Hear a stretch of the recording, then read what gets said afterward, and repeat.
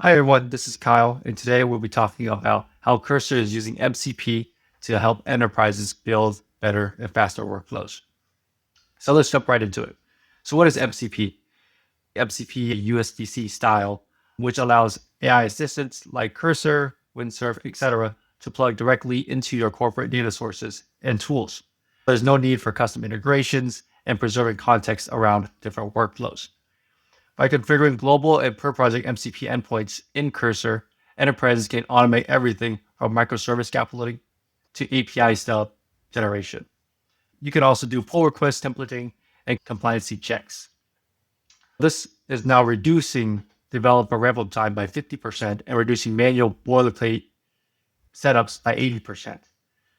Now, when you adopt MCP with Cursor, you can deliver a standardized and secure and auditable AI-driven workflow that can scale across hundreds of different repositories and tools. And now it's becoming a must-have and an essential for enterprises who want to quickly deliver and also have compliancy and governance. So let's break it down. So what is MCP? MCP is Model Context Protocol. So now it's an open standard that allows a uniform JSON-based interface for all AI assistants to interact with any data tool or service that you would think. We use the USDC expression and metaphor to explain how we can integrate everything using just one protocol. So let's talk about some enterprise use cases. So let's talk about microservice scaffolding.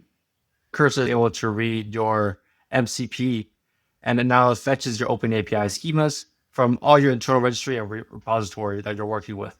And now it's able to generate an entire full microservice skeleton that includes your routes, your models, your CI/CD YAMLs. Typically, a giant retail company takes about 4 hours to set up an initial plan to develop a simple microservice. But now with Cursor's MCP, it's able to reduce it to 30 minutes. What's another big use case for enterprises? Pull request automation and governance.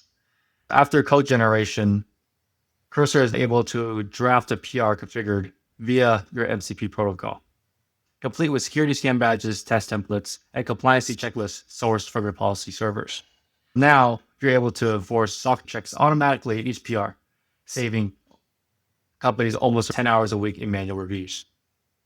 Another great use case for enterprises is live data query. Cursor is able to query your databases, monitor your dashboards and ticketing systems via MCP, and then get the insights directly into your code reviews or incident response workflows.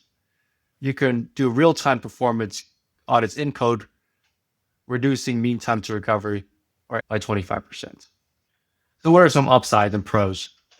You're able to standardize and scale really quickly now. One MCP config can now work across all tools, eliminating point-to-point integrations. Speed and efficiency. You can reduce your boilerplate by 80% and 50% faster on onboarding, allowing developers to focus on higher value tasks. Governance and compliance. You can embed security scans, audit logs, policy checks directly into your AI workflows using MCP. You're able to maintain your full context across many different tools. AI suggestions respect your latest code, documentations, and data without manual syncs every single time. Future-proof architecture. New tools coming out can easily integrate using MCP, and there's no need for custom code changes, especially for Cursor clients. So what are some downsides? The biggest focal point is ensuring that your MCP points are secured and properly configured. Since you have one port open to many different use cases, focusing on security and making sure the configuration is correct is a huge pain point. Governance complexity. Governance now could be easier as we have AI workflows dictating the policy checks, but we need to ensure that the policy checks have proper setup, configuration, and expertise, ensuring that these checks are up to code and constantly updated. AI over-reliance. We'll have to ensure that we're not completely handing it off to AI. They're going to make some mistakes, issues that humans would need some intervention and review. There are going to be subtle bugs and compliance gaps that someone needs to oversee at the end.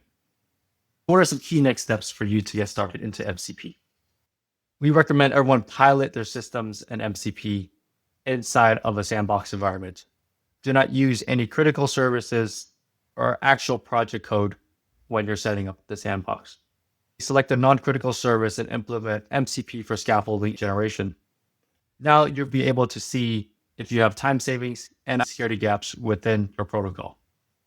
Defining your governance policies. Work with your security and compliance team to codify your PR templates, scale requirements, and audit logging to make sure your MCP server is working as expected. Temper your expectations. Make sure that you scale gradually. Onboard one team at a time. Iterate your current configurations and train developers on the best practice for reviewing AI outputs. Monitor and iterate. Make sure you have tracking and error logging for MCP calls to make sure that if there are any performance bottlenecks, and adjust if there are any new needs for server capacity. Expand it into your current pipeline. This is the exciting part where you use your MCP protocol in production pipelines, especially in CI/CD.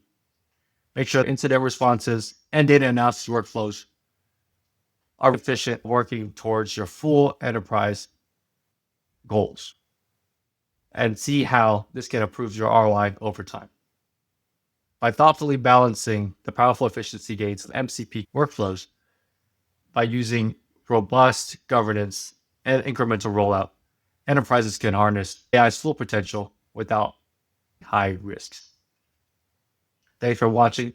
This is a great overview to the point about MCP and what enterprises can do for the next steps.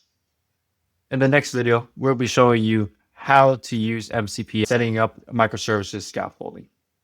Thanks for watching and see you on the next video.